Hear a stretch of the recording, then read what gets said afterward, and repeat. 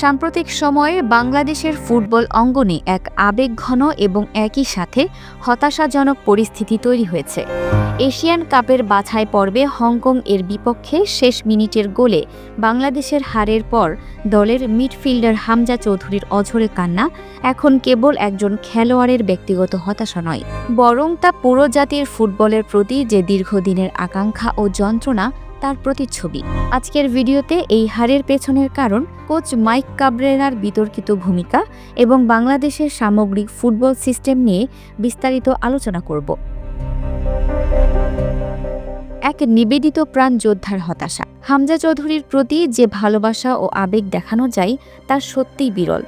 তিনি একজন মিডফিল্ডার হয়েও বাছাই পর্বের 4টি ম্যাচে 2টি গোল করেছেন। এই পরিসংখ্যান প্রমাণ করে যে দেশের জন্য তার নিবেদন কতটা গভীর।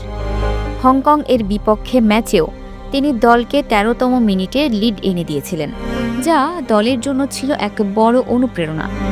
পুরো ম্যাচ জুড়েই হামজা অধিনায়ক না হয়েও মাঠের নেতৃত্ব দিয়েছেন।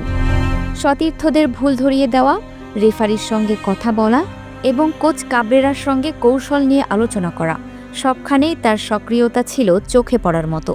কিন্তু ম্যাচ শেষে যখন শেষ মুহূর্তের নাটকীয়তায় বাংলাদেশের স্বপ্ন ভেঙে যায়, তখন তিনি হতাশায় মাঠে বসে পড়েন। এ সময় পানির বোতল ছুঁড়ে ফেলে ড্রেসিং রুমে যান। তার এই দীর্ঘ হতাশা এবং কান্না কেবলই এক খেলোয়াড়ের নয়, বরং হাজারো বাংলাদেশি ফুটবল প্রেমীর হতাশার প্রতীক। বাংলাদেশের এই হারের পেছনে সবচেয়ে বড় সমালোচনার শিকার হয়েছেন কোচ মাইক কাবরেরা। দর্শকদের একটি বড় অংশ তার একাদশ নির্বাচন নিয়ে প্রশ্ন তুলেছে। তাদের প্রধান অভিযোগ হল কাবরেরা বসুন্ধরা কিংসের ফুটবলারদের একাদশে বেশি রাখছেন, যা দলের পারফরম্যান্সে নেতিবাচক প্রভাব ফেলছে। একজন দর্শক স্পষ্ট করে বলেন, কোচ কাবরেরা বাংলাদেশের কোচের যোগ্য না, আমাদের ফুটবল ফেডারেশনের সিন্ডিকেট আগে সরাতে হবে। আরেকজন বলেন, এরকম ভালো খেলোয়াড়দের রিজার্ভ বেঞ্চে বসিয়ে রেখে খেলানোটা দলীয় পারফরম্যান্সের জন্য ক্ষতিকর।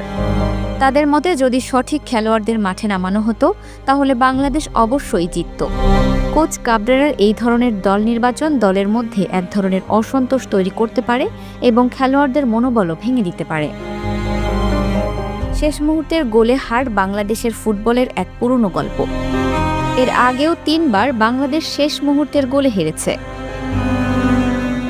যার মধ্যে রয়েছে 1985 সালের সাফ গেমসের ভারতের বিপক্ষে টাইব্রেকারে হার এবং 1990 সালের সাফ গেমসের ফাইনালে পাকিস্তানের বিপক্ষে শেষ সময়ের গোল খাওয়া।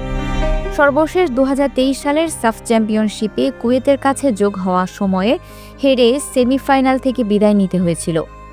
এই ধারাবাহিক শেষ মুহূর্তের হাহাকার প্রমাণ করে যে কেবল খেলোয়াড় বা কোচ নয়, বরং পুরো ফুটবল সিস্টেমেই বড় ধরনের ত্রুটি রয়েছে, যা সংশোধন করা জরুরি। হামজার এই কান্না গোটা জাতির কাছে একটি স্পষ্ট বার্তা দিয়েছে, বাংলাদেশের ফুটবলে এখন পরিবর্তনের সময় এসেছে। এই পরিবর্তন কেবল খেলোয়াড় বা কোচ বদলানোতে সীমাবদ্ধ নয়, বরং এটি পুরো সিস্টেমের সংস্কারের দাবি জানায়। কোচের একাদশ নির্বাচন, খেলোয়াড়দের প্রতি গুরুত্ব দেওয়া এবং দেশের ফুটবলের সিন্ডিকেট বন্ধ করা, এই সব বিষয়ে নজর দেওয়া উচিত। এই পরিবর্তনের মাধ্যমেই বাংলাদেশের ফুটবল আবারও তার হারানো গৌরব ফিরে পেতে পারে। এই পরিবর্তন না হলে প্রতিটি বড় টুর্নামেন্টের পর এমন হতাশা এবং কান্নার দৃশ্য আরও দেখতে হবে। Multimedia desk, Dinajpur TV.